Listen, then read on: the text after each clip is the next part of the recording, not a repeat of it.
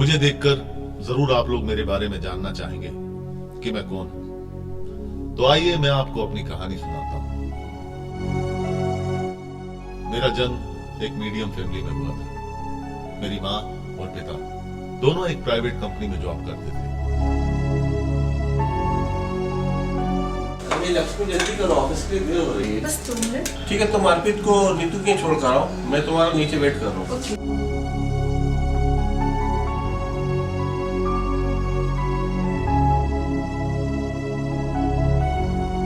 और मुझे घर के पास वाले डिसूजा अंकल के घर छोड़ जाते थे।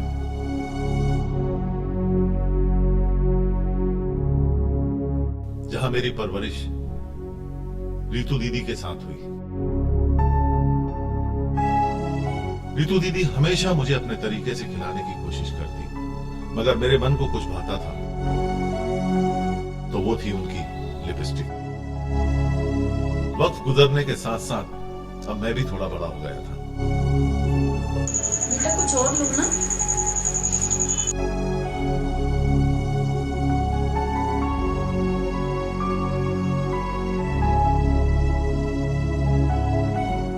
मगर सिलसिला वही था, डिसूजा अंकल का घर, जहां ऋतु दीदी और मैं अक्सर खेलकर अपना बचपन गुजार रहे थे। और खेल वही होता था, लिपस्टिक वाला खेल।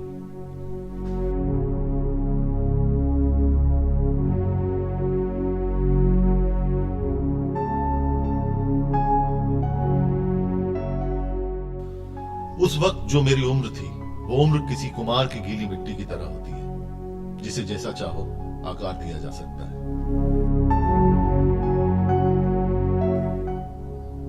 और यही कारण था कि ऋतु दीदी की संगति में रहकर मेरा चाल चलन भी लड़कियों जैसा हो गया था।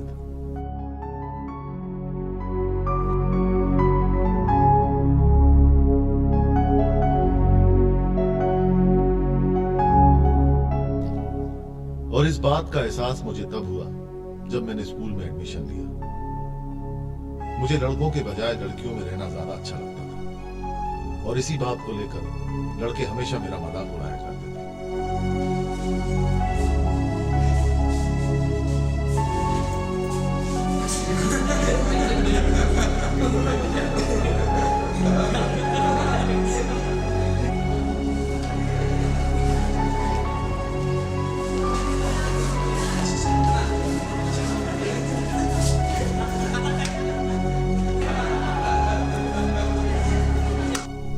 और एक दिन जब मैंने इस बात की शिकायत प्रिंसिपल सर से की, तो प्रिंसिपल सर ने लड़कों को डांटा।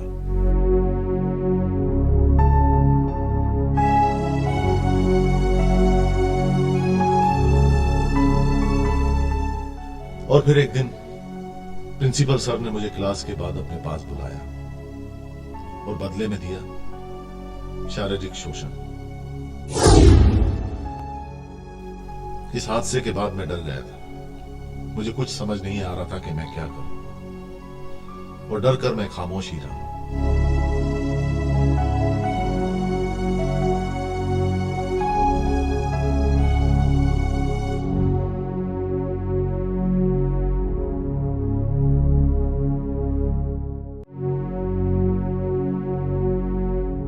वक्त अपनी आदत अनुसार तेजी से बढ़ता जा रहा था।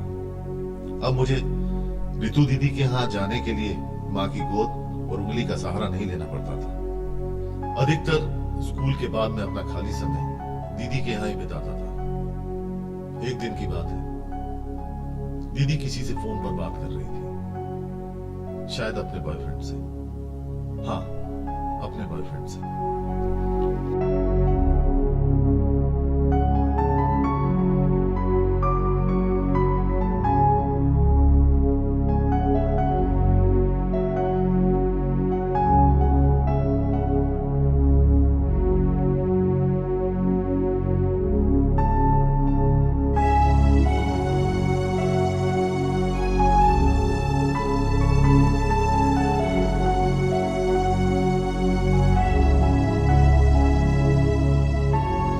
दीदी और उनके बॉयफ्रेंड के बीच जो कुछ भी मैंने देखा, उससे मेरे अंदर एक अनजानी सी फीलिंग पैदा हो गई, जिसे मैं समझ नहीं पा रहा था।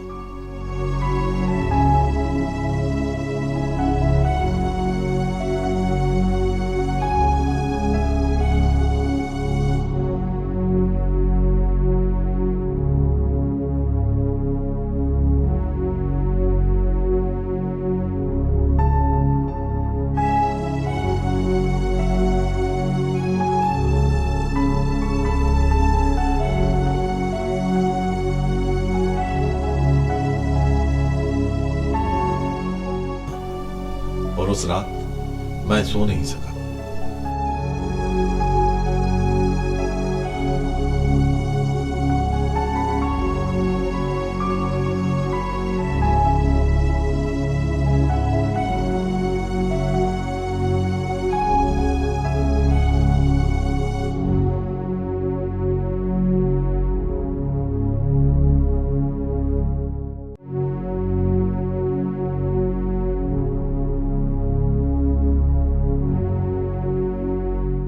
वो अनजानी सी फीलिंग मेरे अंदर खत्म भी नहीं हो पाई थी कि उसे बढ़ावा मिल गया जब दूसरे दिन रितु दीदी की सहेली पिंकी दीदी मुझे अपने साथ मार्केट ले जाने के बहाने अपने बॉयफ्रेंड से मिलने पहुंची।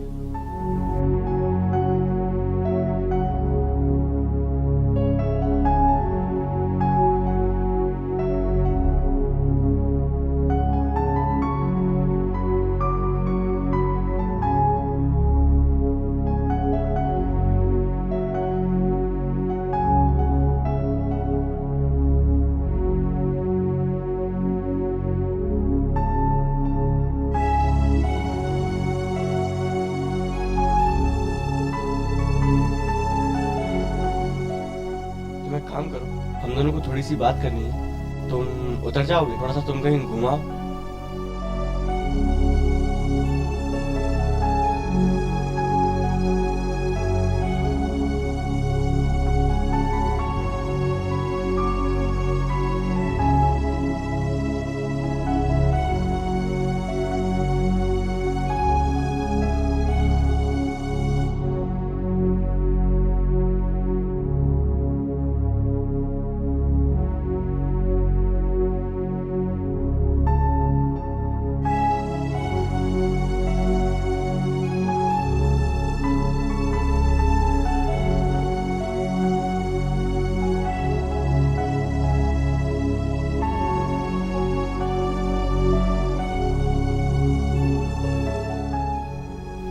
मैंने अपने अंदर जागी उस अनजानी सी फीलिंग को खत्म करने के लिए अपने स्कूल के वॉलीबॉल कोच से लड़कों के साथ वॉलीबॉल खेलने की इच्छा जाहिर की।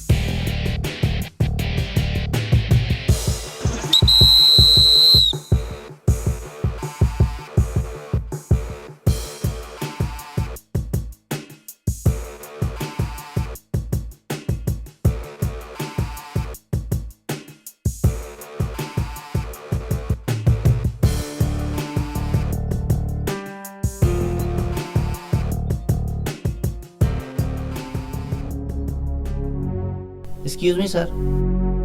और बेटा बोलो, क्या बात है? सर सर सर मुझे भी वॉलीबॉल खेलना है। शट अप बॉयज, चलिए अपनी अपनी क्लास में। हाँ बेटा, क्या कह रहे थे? सर मुझे भी वॉलीबॉल खेलना है। वॉलीबॉल सीखना है? अच्छा, प्रैक्टिस करना आती है? कभी सीखा है? चलो हम तुम्हें सिखाते हैं, चलो।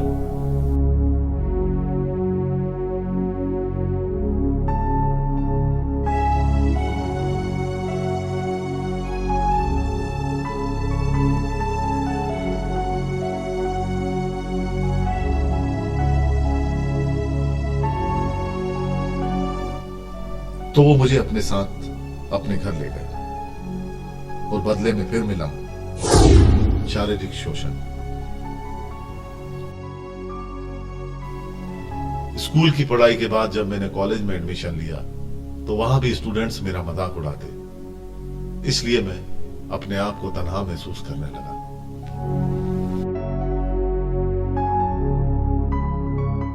फिर एक दिन कॉलेज में मेरी नजर नए आए हुए स्टूडेंट रवि पर पड़ी। पहली नजर में ही उसने मुझे अपनी तरफ आकर्षित कर लिया था।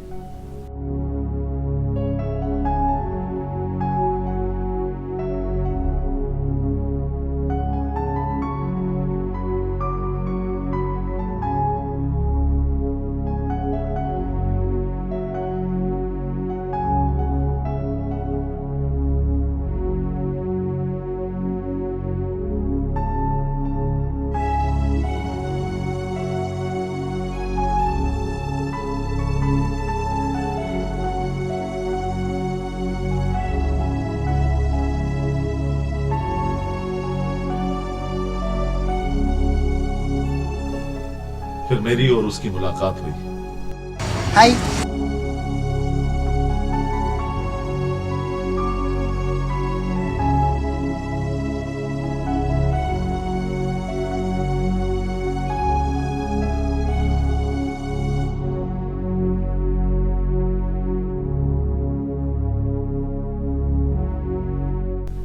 मुलाकात अब दोस्ती में बदल चुकी थी।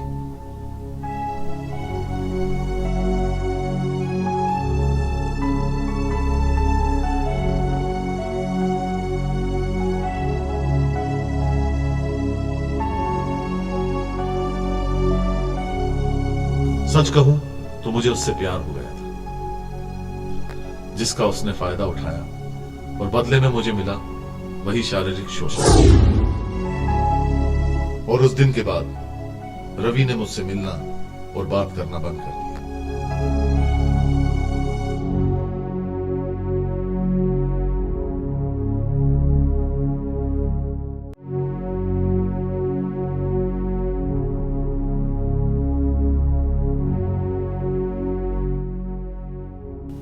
मैं पूरी तरह टूट चुका था।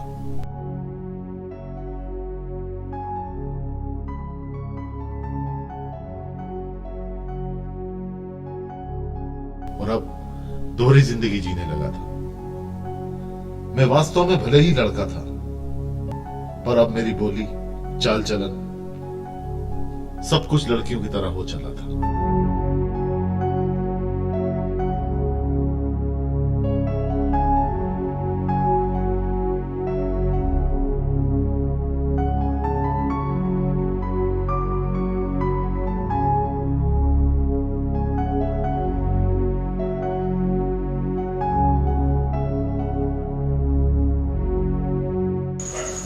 दीदी।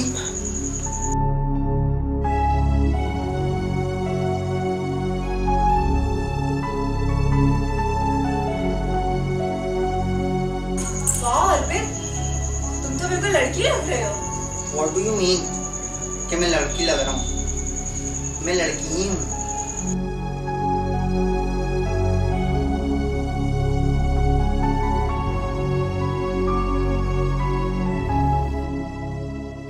आज मैं अपना घर छोड़ चुका हूं, क्योंकि समाज ने मुझे जो कुछ भी दिया या आगे समाज जो कुछ भी मुझे देगा, उसका एहसास है मुझे। कुदरत ने भी बड़ा अजीब खेल खेला है मेरे साथ। मैं नहीं जानता था कि ये गुण मेरे अंदर पैदाइशी थे या लड़कियों की संगति में रहकर आए। मैं ये भी नहीं जानता कि आगे मेरा क्या होगा। बस अब मुझे तलाश है तो एक ऐसे समाज की जो मेरे हालात और भावनाओं को समझे, मेरा मजाक नहीं उड़ाए और ना ही शारीरिक शोषण करे, बल्कि वही सम्मान दे जो सम्मान एक आम इंसान को मिलता है। क्या मिलेगा मुझे ऐसा समाज?